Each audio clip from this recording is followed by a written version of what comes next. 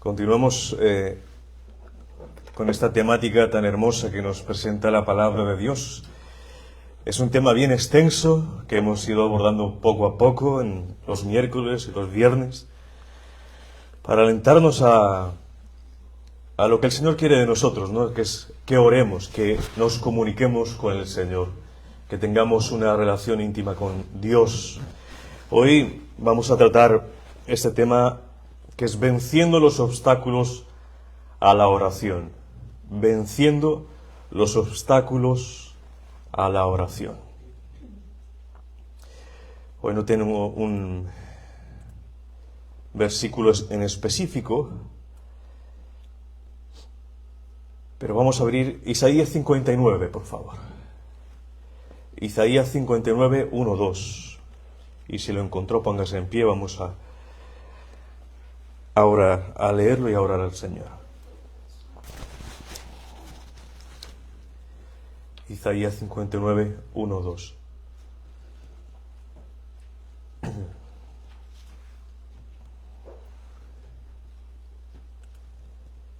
Dice así la palabra del Señor: He aquí que no se ha cortado la mano de Jehová para salvar, ni se ha agravado su oído para oír. Pero vuestras iniquidades han hecho división entre vosotros y vuestro Dios, y vuestros pecados han hecho ocultar de vosotros su rostro para no oír.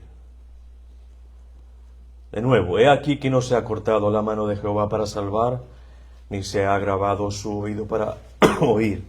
Pero vuestras iniquidades han hecho división entre vosotros, y vuestro Dios y vuestros pecados han hecho ocultar de vosotros su rostro para no oír. Señor, venimos delante de tu presencia nuevamente, entregándote este tiempo, Señor,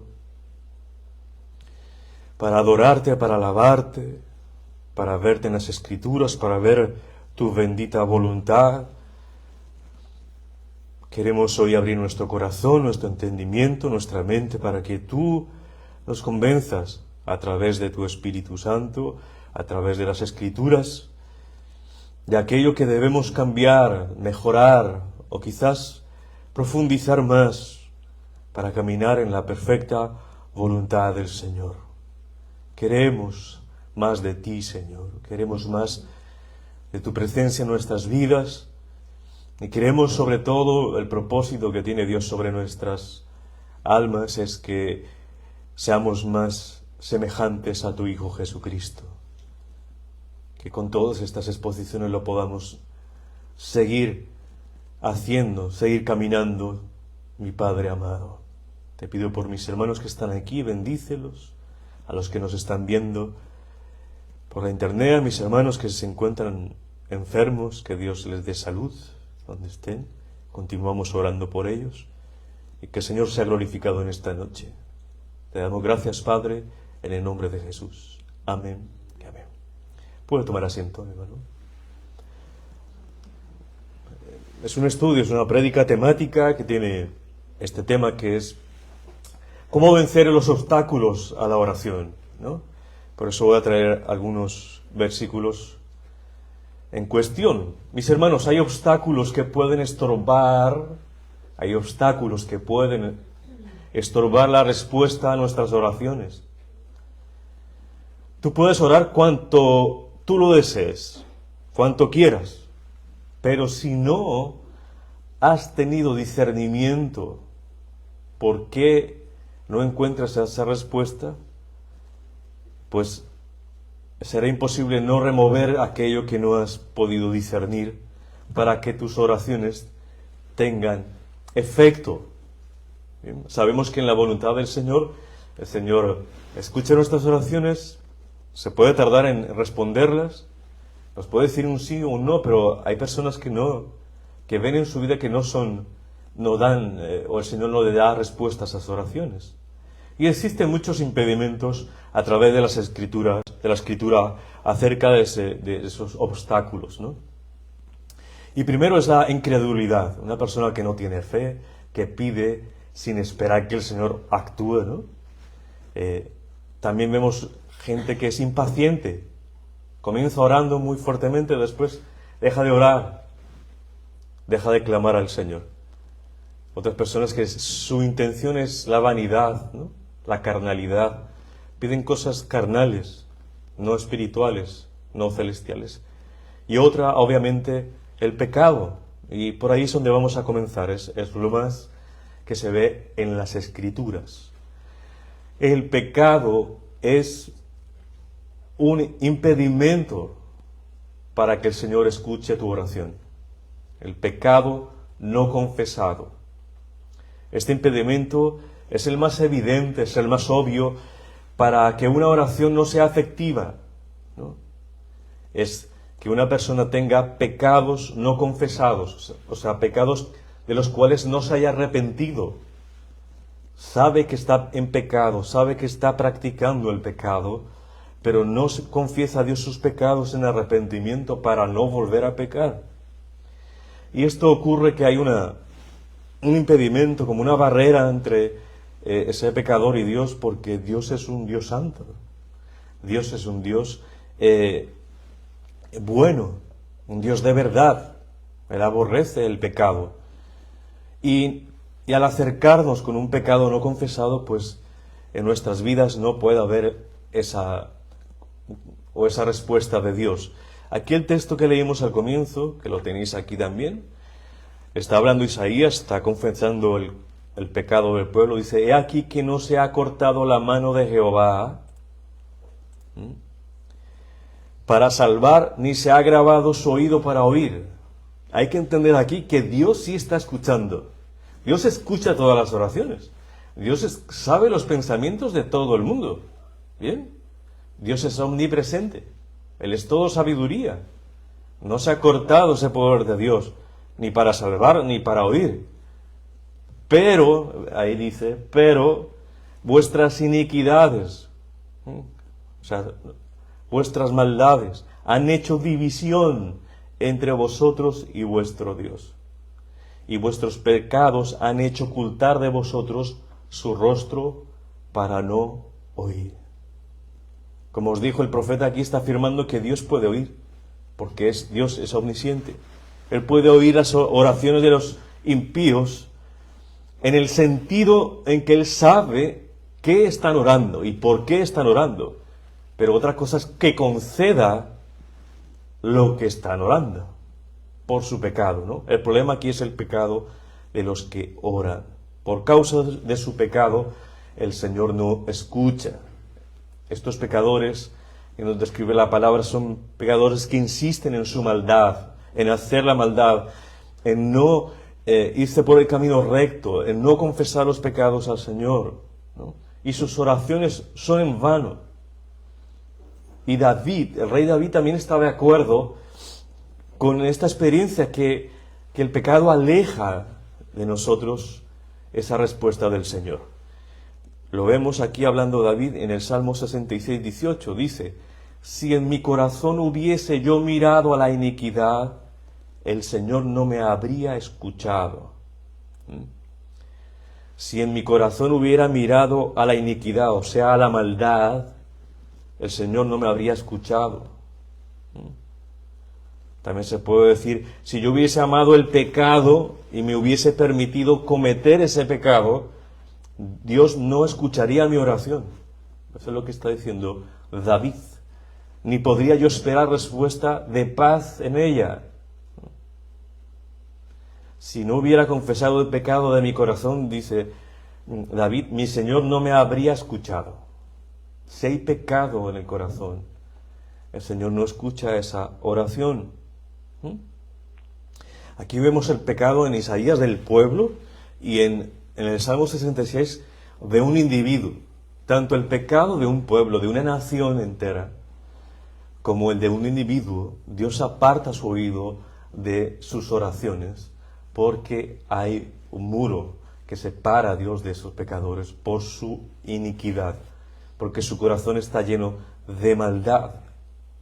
En el caso de la persona individual, el pecado escondido, ese que no sabe nadie, que solamente lo sabe la persona, que no confiesa a Dios, Señor, yo vivo en pecado, ¿no? Estoy practicando el pecado, pero no no lo sabe nadie más, eso rompe la comunicación con Dios, obstaculiza las oraciones. Es como si tú estuvieras orando y el techo fuera de bronce.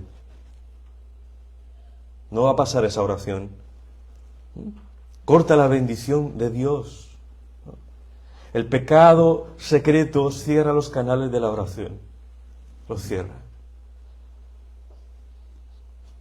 Debemos entender varias cosas. Primero, que si somos hijos de Dios, el pecado no interrumpe ser hijos de Dios. Seguimos siendo hijos de Dios. Lo que interrumpe es la escucha a nuestras oraciones. Bien, la persona que ha sido salva por Jesucristo, ha puesto su fe en el Señor Jesucristo, sigue siendo hijo de Dios, pero sus oraciones son estorbadas porque hay pecado en su corazón. Cuando una persona tiene un pecado en su corazón, lo practica, lo vuelve un hábito, rige su vida, pues deja su corazón descuidado y realmente está esclavizado del pecado. Y es donde deberíamos preguntarnos si verdaderamente aquel que está esclavizado por el pecado ha sido libre. Es hijo de Dios. Porque el Hijo de Dios no es esclavo del pecado. Somos esclavos de Jesucristo, pero no del pecado. Y eso lo deja muy claramente la palabra de Dios. Mira, mis hermanos, primera carta de Juan 3, 8, 9. El que practica, ¿el qué? El pecado es de ¿quién? Es del diablo. Sabemos que todos pecamos, ¿no? El pecado en el cristiano debe ser algo inusual, algo esporádico, algo que se presentó de un momento a otro, porque vivimos en comunión con Dios, porque vivimos para agradar a Dios, vivimos confesando nuestros pecados, pidiendo perdón al Señor. Pero el que practica ese pecado se deleita, sabe que es un pecado y lo está practicando todos los días o no sé cuántas veces, pues dice la Biblia que es del diablo. Porque el diablo peca desde el principio. O sea, no es un hijo de Dios. Para esto apareció el Hijo de Dios. ¿Para qué apareció? Para deshacer las obras del diablo. Hay una solución para eso. Todo aquel que es nacido de Dios, ¿qué no hace? ¿No qué? No practica el pecado. Si tú dices, yo soy hijo de Dios, yo creo en Dios, pero practicas el pecado, tus actos están diciendo que no eres un hijo de Dios. Está sencillo el versículo, está muy diciente. Dice, no practica el pecado porque la simiente de Dios permanece en él. O sea, no practicamos el pecado porque el Espíritu Santo permanece en nosotros. Y es Él el que nos redarguye de pecado, que no nos hace pecar, que no deja nuestra carne actuar como nosotros quisiéramos. Es el Espíritu Santo de Dios. Dice, porque la simiente de Dios permanece en él y no puede pecar porque es nacido de Dios. Obviamente ese no puede pecar significa que no está practicando el pecado. Sabemos que todos, ahí mismo en la carta dice que aquel que diga que no tenga pecado es un mentiroso, ¿no? Todos pecamos, sí, pero el creyente no practica el pecado, no busca la oportunidad para sus deleites carnales, no busca la oportunidad para satisfacerse, ¿no? en sus impiedades, en sus pecados. Pecamos por descuido en la oración, en la lectura de la palabra, ¿no? Y porque aún estamos en este cuerpo, ¿no? Que podemos abrir la boca cuando no deberíamos abrirla, ¿no? Y no tenemos ese dominio propio tanto del Espíritu Santo en nuestras vidas. Mis hermanos, en el momento de la salvación, cuando tú fuiste salvo, los creyentes reciben el Espíritu Santo de Dios. Eso es lo que se llama el bautismo del Espíritu. ¿Y qué pasa con ellos? Se tornan en nuevas criaturas. Cuando tú fuiste salvo por Jesucristo, tú eres otra persona gracias a la acción del Espíritu Santo. Tú no eres mejor que antes, no. Tú eres otra persona. Dios no te hizo algo mejor. Vamos a mejorar a este hombre y a esta mujer, no. Eres una nueva criatura. Naciste del cielo, del agua y del Espíritu, dice Juan. Eres nueva criatura, como dice 2 Corintios 5:17. Dice que esa nueva criatura, el Hijo de Dios, ya no es esclavo del pecado, como dice Romanos 6 y 7. Dice también que el Espíritu Santo capacita al creyente para vivir en justicia. Él es el que nos da el querer como el hacer. El Espíritu Santo es el que nos impulsa a vivir en santidad. Es el que nos impulsa que cuando tú hablas a alguien fuertemente, viene algo en tu corazón, ¿no? Que dices, ¡ay, qué hice, Señor! He pecado contra mi hermano. Y te da un dolor en el pecho. Ese es el Espíritu Santo, que te está capacitando para que seas un creyente, que viva para la justicia, que viva para el reino, que viva para Dios. Aunque la perfección sin pecado es inalcanzable, todos pecamos, como ya os dije, ¿no? Pero el que practica el pecado no ha nacido de nuevo. El Espíritu Santo, quien mora en todos los creyentes, se contrista, ¿sí? Se contrista, se pone triste por nuestra manera de obrar. Y ahí perdemos nosotros eficacia, ahí perdemos la escucha de Dios a nuestras oraciones, porque estamos en el pecado. Es como si ese pecado tuviese una barrera entre el hombre y Dios no respondiera hasta que no lo soluciones. El Señor te estará diciendo, quizás, el que esté en esa situación, si no solucionas tu pecado, yo no voy a contestar esas oraciones, porque yo te quiero bajo mi voluntad, yo te quiero libre, yo no te quiero esclavo. Tú ya conoces mi palabra, tú ya conoces lo que te he dicho acerca del pecado. ¿Por qué no sales de él? Pues te voy a dejar en esa condición de no escucha hasta que tú disciernas y salgas del pecado. Pero el Señor nos da, mis hermanos, nos da el diagnóstico, como en el Evangelio, ¿no? Nos da el diagnóstico de cómo está nuestro corazón. Pero Él también nos da la solución. Bendito sea Dios que nos da la solución. Él nos da la solución y es muy sencilla de hacerlo, mis hermanos. Aquí dice la palabra de Dios en la primera carta de Juan 1:9. Dice, si confesamos nuestros pecados, o sea, si reconoces ante Dios que has pecado, Él es fiel y justo para perdonar nuestros pecados. En la fidelidad y en la justicia de Dios podemos nosotros estar seguros de que Él nos va a perdonar. Pero tenemos que decirle al Señor cuáles son nuestros pecados, reconocer que somos pecadores, reconocer que hemos faltado al amor de Dios, a su palabra, que hemos transgredido la ley.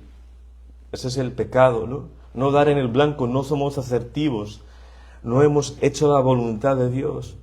Pero Él es justo para perdonar nuestros pecados si tú te acercas a Dios.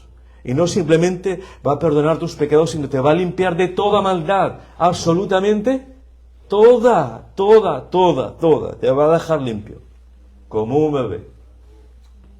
Ya no habrá más culpabilidad sobre nuestras cabezas. Pero esa es la única forma de salir de esa no escucha de la oración de Dios. Es confesar nuestros pecados. Y el cristiano, el creyente, el Hijo de Dios está en constante comunión con Dios, en constante arrepentimiento, en constante confesión de pecados. Bien. Entonces la primera, vamos ahí, es que el pecado no confesado en la vida de una persona impide la respuesta de la oración de Dios, porque Dios no puede escuchar a un corazón así, a menos de que se arrepienta, ¿no? Segundo, ¿por qué no recibimos cómo vamos a vencer nosotros esos impedimentos a la oración? La primera, tú eres un vencedor si te arrepientes de tus pecados secretos, ¿vale? La segunda es que no pedimos, por eso el Señor no responde, pero también pedimos mal. Hay dos cosas ahí. No pedimos, y el que no pide, no recibe. Y el que pide mal, pide para sus deleites, y tampoco el Señor va a conceder eso. Ese ejemplo lo tenemos en la carta a Santiago, capítulo 4, versículo 3 y 4. Dice, pedís y no recibís.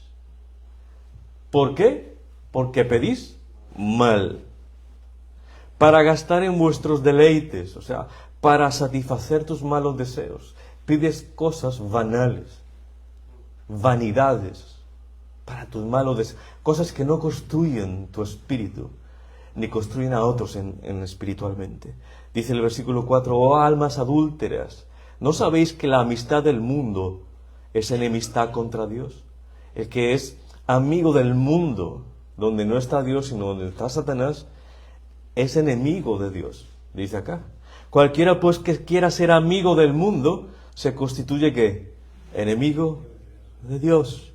¿Qué hay en el mundo? Todo lo contrario a la palabra del Señor. ¿Qué hay en el mundo? Todo en contra de la voluntad del Señor. ¿Qué hay en el mundo? Odio a la palabra de Dios, a la oración, a la santidad, a vivir justamente en rectitud. Cuando una persona es amigo, eso quiere decir que hace las cosas del mundo, se torna enemigo de Dios. Y una persona así puede orar lo que sea a Dios, pero Dios no le va a escuchar porque es un enemigo. Sus motivos aquí están equivocados, ¿no? Porque piden cosas erróneas, piden cosas para satisfacer sus deleites, sus malos deseos. Ellos buscan un placer personal. Ellos no están pidiendo para la voluntad de Dios, están pidiendo para sus propios deseos terrenales, materiales, ¿no? Quizás por envidia, según el contexto de Santiago es quizás por envidia. Envidiáis y no obtenéis, dice más adelante, ¿no? Envidias cosas de las otras personas. Yo quiero tener una mejor casa que esa persona, un mejor coche que esta persona. Y le piden a Dios eso, ¿no?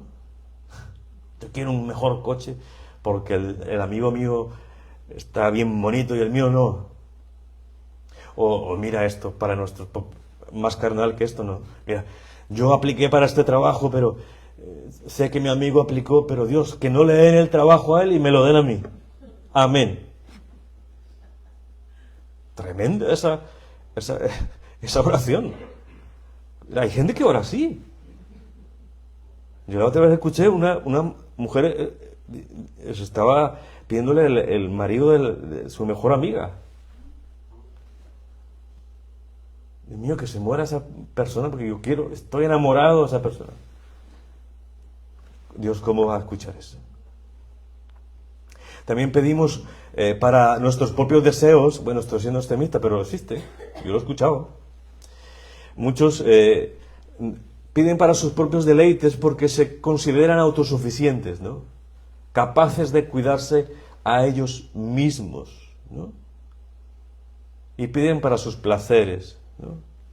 Piden quizás un mejor teléfono para que la gente los vea, ¿no? Mejor ropa para aparentar, una mejor casa, ¿no? Para sus deleites, para decir, mira, oh, qué próspero soy, ¿no? Otro deleite es, yo lo he escuchado por ahí, que Dios me ayude a ganarme la lotería y así diezmo en la iglesia. Y le piden eso al Señor. Te prometo, Señor, que si me gano la lotería, voy a diezmar a la iglesia. Dios mío. Vivir según esos deseos egoístas de la carne también será un obstáculo para nuestras oraciones. Porque estamos con un corazón endurecidos hacia otros. Somos egoístas, esa persona es egoísta, solo quiere cosas para él, para ella. Y en un corazón egoísta Dios no está ahí. Es una persona que está indiferente a las necesidades de los demás. Entonces espera que Dios sea indiferente a esa oración, porque solo está pidiendo para sus deleites, para las cosas terrenales, ¿no? Nosotros nos preocupamos más por las añadiduras que por el reino de Dios. Y hay personas que su oración es llena de añadiduras. Señor, dame esto, necesito esto. ¿Lo podemos pedir? Sí, hay que pedir el pan, ¿no? Para nuestra mesa. Pero que tu oración no se vuelva solamente eso. Porque estás dejando ver cómo es tu corazón. Hay creyentes que están más preocupados en las añadiduras. La ropa, en la comida, en las cosas que se van a quedar aquí. Hermano, una persona así no conoce el Evangelio. lo ha escuchado, hasta lo puede explicar, hasta puede llorar explicando qué es la salvación, pero si una persona pone su corazón en esta tierra, porque la Biblia nos llama que somos peregrinos, extranjeros en este mundo, que somos ciudadanos de los cielos, y tu vida está revertida, vuelta hacia las cosas del mundo, para cumplir tus sueños y tus metas, y dejar a Dios a un lado, no has conocido el Evangelio de Jesucristo. Y tienes que pedir al Señor que te salve, porque no lo conoces. No lo conocemos. Te pregunto, ¿cuándo fue la última vez que le pediste a Dios en oración pasión por su obra? Señor, dame pasión por la obra. Que ore por la obra, que el Señor me oriente cómo yo puedo servir, que estaba hablando el pastor el domingo del servicio.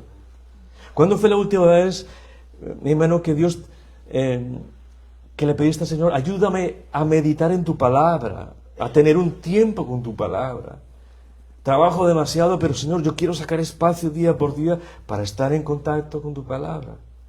¿Cuándo oraste porque Dios te ayudara a sentir el dolor del otro? Señor, yo sé que mis hermanos están enfermos o tal y cual, pero no siento dolor, no siento empatía, no siento misericordia. Ayúdame, Señor, a sentir lo que siente el otro, hermano que está solo, que está sola, que está sufriendo, que tiene dolor, que está su vida en las manos del Señor, etcétera, etcétera, por su familia, preocupados. ¿Cuándo oraste porque Dios te ayude a hablarle a otro de Cristo? Señor, que yo pueda ser un puente entre esta palabra de Dios y la persona que necesite. Señor, ayúdame, dame palabras para yo poder hablar certeramente a aquel que lo necesita. Dame alma, Señor, que yo pueda llevar el Evangelio. ¿Cuándo oraste así? ¿Cuándo oraste por ayudar a las personas con necesidad material, espiritual, emocional? Y si, Señor, estoy aquí, yo quiero ser usado, pues yo te animo hoy que puedas luchar con esos deseos que son banales y que pidas más por las cosas espirituales, por las cosas que verdaderamente nos van a asemejar a Cristo y que son eternas.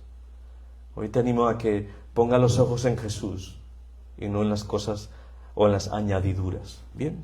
Tercero, ya vimos cómo vamos a vencer esos obstáculos a la oración. Primero, pues confesando nuestros pecados, ¿no? Al Señor esos pecados escondidos, salir de ese pecado que no te deja progresar espiritualmente, que te tiene ahí estancado, que lo único que se está engañando eres tú mismo, ¿no?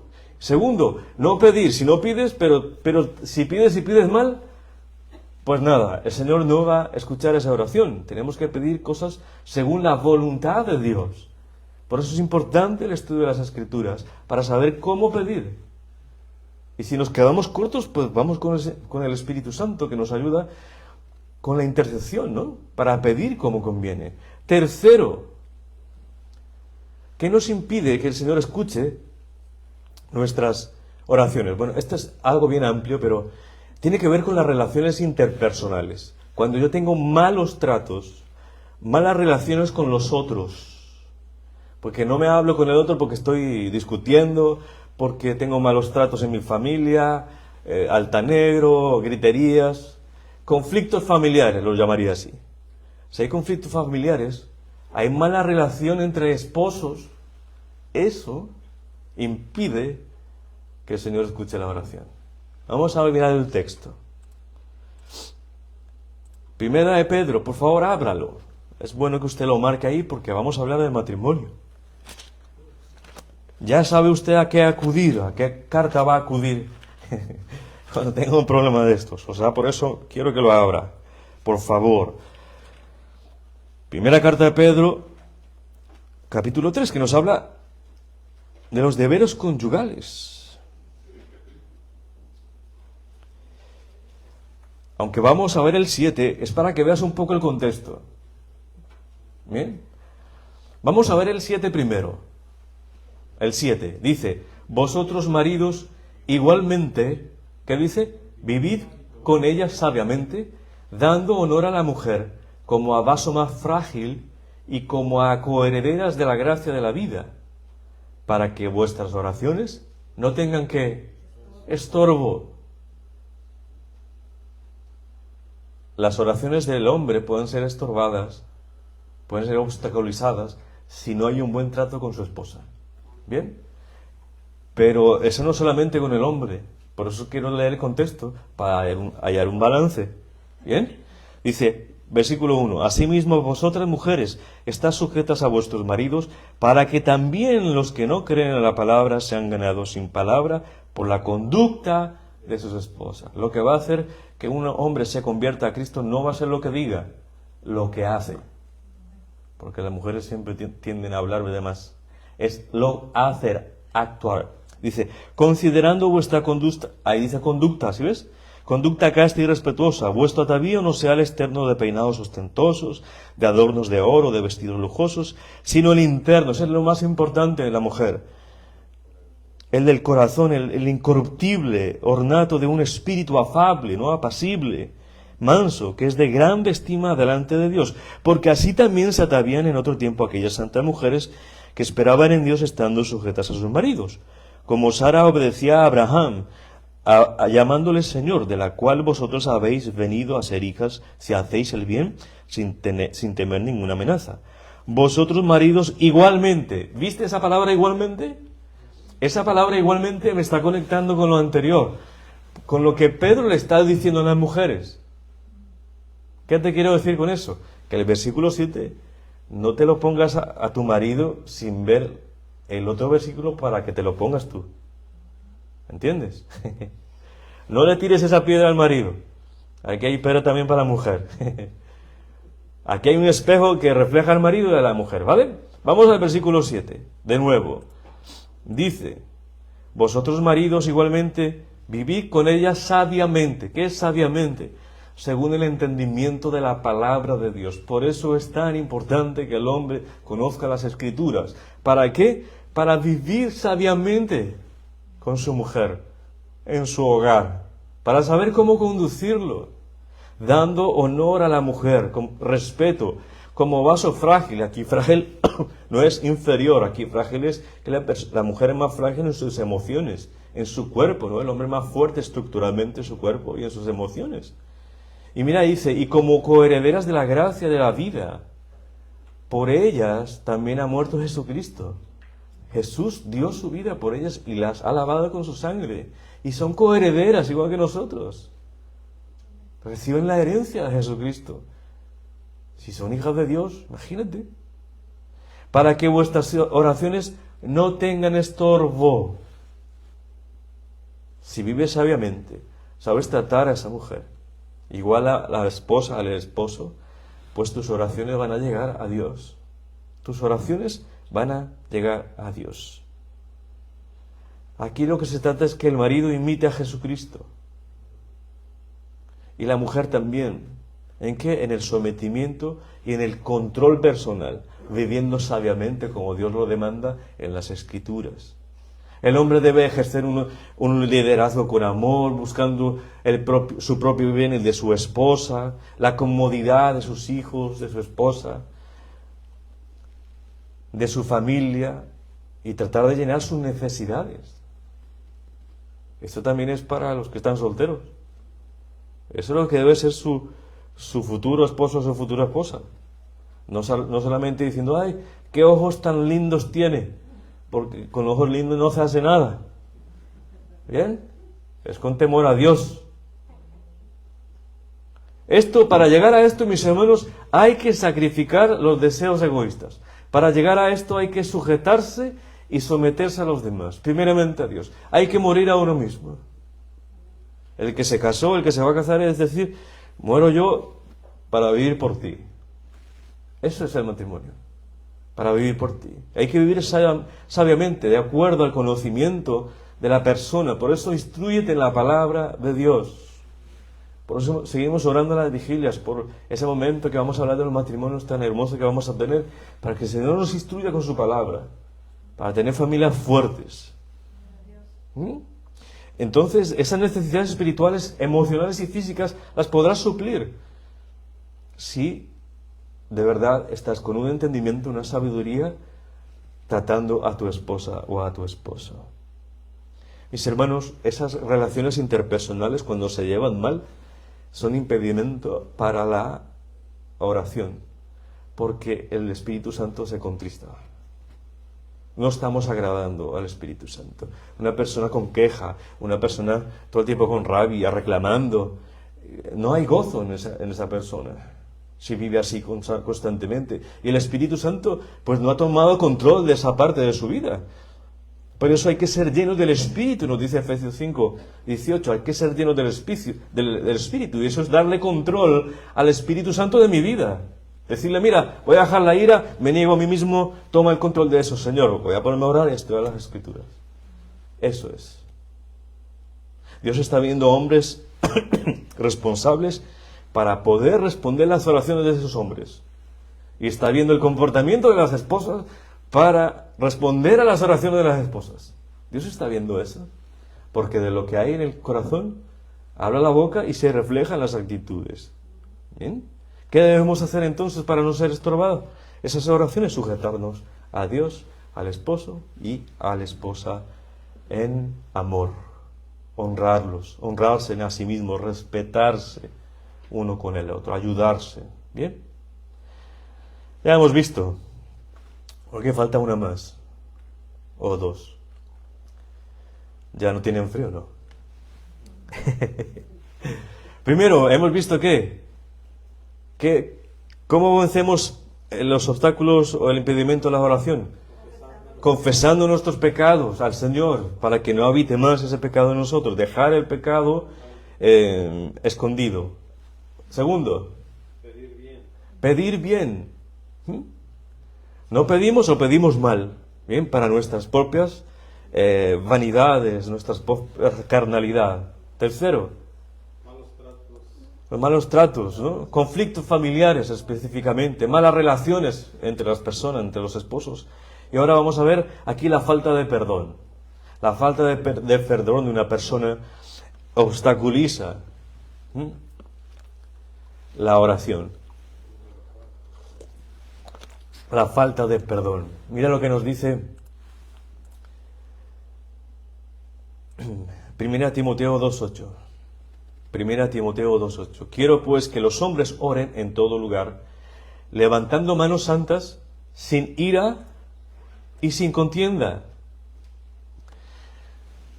Quiero pues que los hombres oren en todo lugar, levantando manos santas y sin ira y sin contienda. Hay una condición aquí que le dice el Señor a los hombres. Aquí está hablando de liderazgo, pero lo podemos aplicar a nosotros. Es que las manos aquí son instrumentos para hacer el bien o el mal, ¿no? ¿Tú usas las manos para hacer el bien o usas las manos para hacer el mal? No hay medias tintas, ya lo hemos visto, ¿no? ¿Haces el bien con tus manos o haces el mal, ¿no? Y esto simboliza aquí la conducta de una persona. Las manos aquí simbolizan la conducta de una persona. Esas manos, dice aquí el texto, que deben ser santas, o sea, limpias, de una vida irreprensible, justa, sin tacha. Cuando vayamos a orar debemos tener esas manos o nuestra manera de vivir que limpia, intachable. La oración solamente es aceptable en un creyente cuando su vida está consagrada y su vida está limpia. Aquí ira, la frase ira ni contienda, ira pues describe la actitud del corazón, ¿no? Una persona que todo el tiempo está molesta, está enojada, ¿no? Está quejándose. Es una persona con una actitud de ira.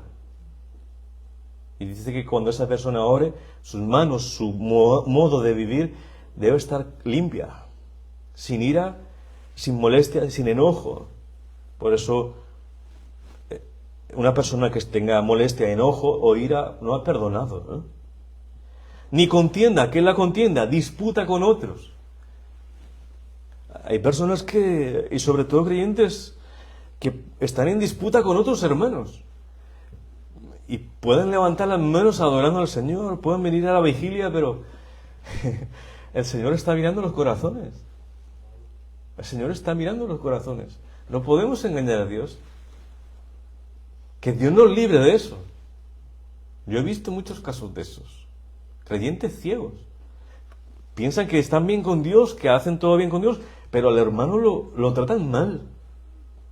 Y siempre están en contienda con el hermano. Siempre están en peleas. Pues Dios no va a escuchar una oración así.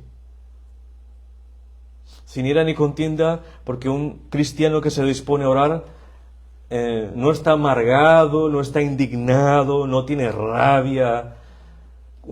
Imagínate tú con ira y con rabia levantar las manos a Dios y orar. No creo que haya un corazón de un cristiano así.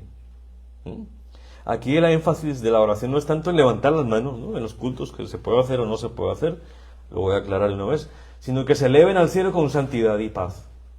Que cuando tú estés libre de contienda. O sea, que no hay nada que te acuse cuando estés orando. Yo estoy en paz con Dios, con mis hermanos, si hago una reflexión, voy a orar al Señor. Porque si no, esas oraciones van a ser interrumpidas. ¿Cuál es la solución a esto? La solución, perdonar a la persona. Si no lo tienes al lado, pídele perdón al Señor. Pero pídele perdón al Señor por sentir rabia, enojo, por ser una persona divisora, ¿no?, un agente divisor entre la comunidad, entre tu familia, entre tus amigos, o entre el trabajo, lo que sea. Pídele perdón al Señor por esos impedimentos. Y ahí el Señor vuelve a orar. ¿Bien? Y por último, algunas consideraciones ya para terminar, mis hermanos. Hay algunas cosas que no te dejan vencer para orar. Y son cosas muy sencillas. Primero, no tienes un espacio para orar. Nunca lo buscas. Si no buscas un espacio en el tiempo de tus días para orar, o un espacio físico para ir a orar a solas con Dios, va a ser imposible que ores.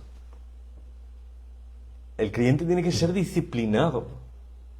Tiene que saber a qué hora va a orar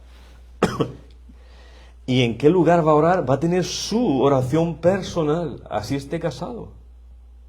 Debes tener tu oración personal, él y ella, y después juntos, y después en familia. El verdadero indicador de tu vida espiritual es cuánto oras. Dime cuánto oras y te diré qué tan espiritual eres. Mi hermano, sofocar, apagar la oración es muy peligroso, peligrosísimo, porque estamos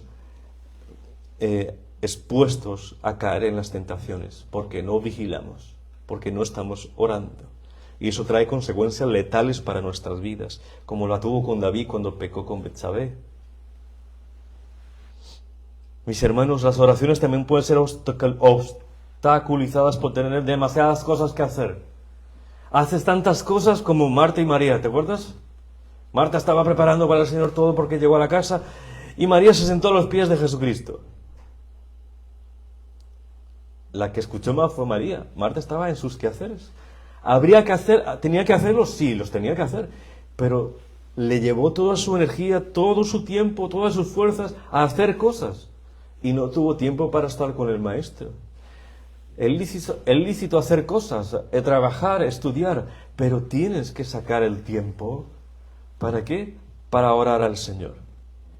Las muchas cosas por hacer pueden ser un impedimento, un obstáculo para que no ores. Vamos a Lucas 12, por favor.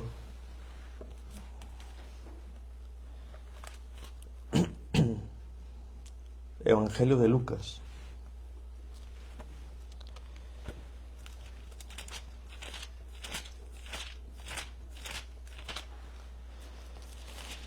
Nos va a dar el ejemplo aquí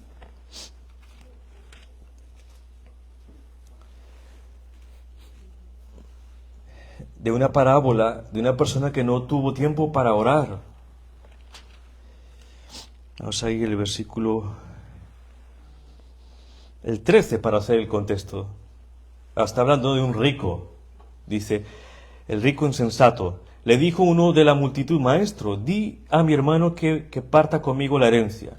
Mas él le dijo: Hombre, ¿quién me ha puesto sobre vosotros como juez o partidor? Y les dijo, mirad y guardaos de toda avaricia, porque la vida del hombre no consiste en la abundancia de los bienes que posee. También les refirió una parábola diciendo, la heredad de un hombre rico había producido mucho.